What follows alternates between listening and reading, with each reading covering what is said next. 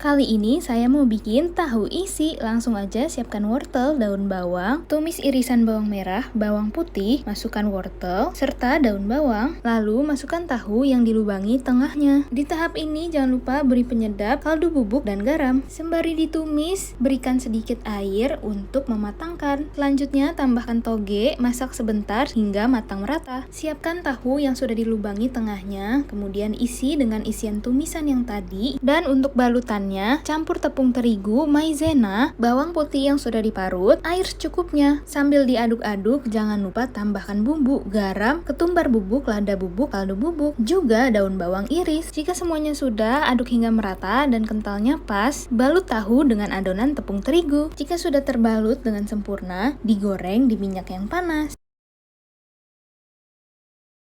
Balik, dan jika sudah berwarna kuning keemasan, ditiriskan dan siap untuk